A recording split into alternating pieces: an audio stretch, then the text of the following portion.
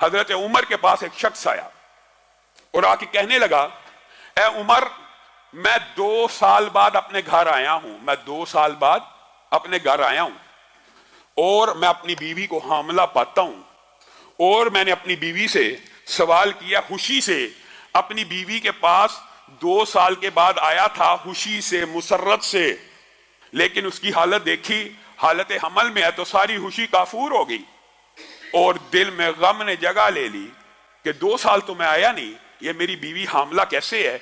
जब मैंने उमर उससे इस्तिफसार किया तो वो कहने लगी, अल्लाह की कसम, मेरे पेट में जो हमल है तू ही इसका बाप है। अब मुझे बतलाइए, 2 साल तो मैंने उसको छुआ नहीं, टच नहीं किया, 2 साल बाद मैं सफर से आया हूं, वो हामला है और उस बच्चे की निस्बत भी मेरी तरफ करती है, अब मैं क्या करूं। ये सही असर के साथ, सही संदों के साथ जो हदीस या असार मौजूद होते हैं, मुनकरीन हदीस इनका भी इनकार कर देते हैं। और अल्लाह की हिकमत भी इतनी अजीम है इस बाब के अंदर कि जिस हदीस का, जिस असर का इनकार किया जाता है, उससे मिलती जुलती आयत अल्लाह ने कुरान पाक में नादिल की होती है।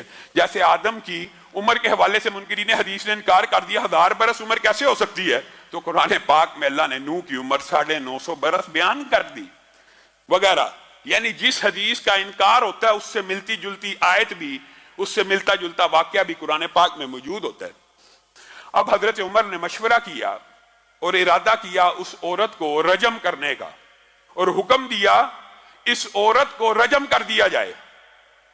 कौन हुक्म दे रहा? खलीफातुल मुस्लिमीन। कौन हुक्म दे रहा? अमीरुल मोमिनीन। कौन हुक्म दे रहा? हजरत उमर, जिनके इल्म और फजल के दुनिया के सारे उम्मती कायल हैं। पास ही मुआज इब्ने जबल बैठे हैं। कहा, उमर, मैं आपके फैसले को चैलेंज करता हूं, मैं आपका फैसला नहीं मानता, आप अपनी इस्लाह करें। कौन कह रहा है? एक रुतबे में, मकाम में कम दर्जे का सहाबी आला दर्जे के सहाबी को टोक रहा है। वजह क्या? वजह उसके बाद दलील है। ये नहीं है कि मैं तेरे से बड़ा आलम हूं, सबको पता उमर बड़े आलम है। जिस तरह उस्मान कुरान के कारी थे लेकिन हजरत अली ने आके टोक दिया, इसी तरह यहां पे मुआज इब्ने जबल हजरत उमर को टोक रहे हैं। लई साला का अला माफी बतनीहा, लई साला का, ए उमर, लई साला का आपके लिए नहीं है, अला माफी बतनीहा सबील। आप इस औरत को रजम में सजा देना चाहते हैं, ठीक है, ये मुलजमा है, ये मुलजमा है, मुजरमा है आपकी नजर में, आप इसको सजा दें तो दें। उसको किस जुर्म की पादाश में आप संसार कर रहे हैं? रसूलुल्लाह के दौर में भी ऐसे वाकयात हुए थे। शबीबा गामदी आई थी, रसूलुल्लाह ने वज़ाए हमल का इंतजार किया था, सजा लागू करने से पहले पहले वज़ाए हमल का इंतजार किया था, क्योंकि पेट में जो बच्चा वो भी एक जान है। हमारे मुआशरे में भी ये गलतुल आम मशहूर है जी, बच्चा पेट में हो, डॉक्टर बता देते हैं इसका ब्रेन अभी पूरा नहीं बना, इसके आधा अभी पूरे नहीं बने। उलमा ने जी, बाद उलमा ने फतवे दिए हैं जी, इसको अबॉर्शन कर दिया जाए, इसको कत्ल कर दिया जाए, इसको अबॉर्ट करना जायज है। ये आप लोगों ने खुद कहानी बनाई हुई है, किसी आलम का ये फतवा मौजूद नहीं है, और अगर मौजूद भी है कुरान और सुन्नत के खिलाफ है।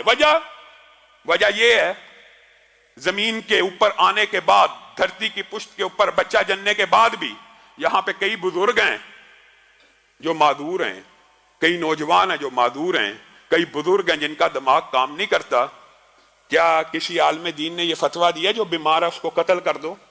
जिस तरह धरती की पुष्ट के ऊपर कोई बीमार है उसका कत्ल करना हराम है, इसी तरह मां के पेट में बच्चा बीमार है उसका कत्ल करना भी हराम है।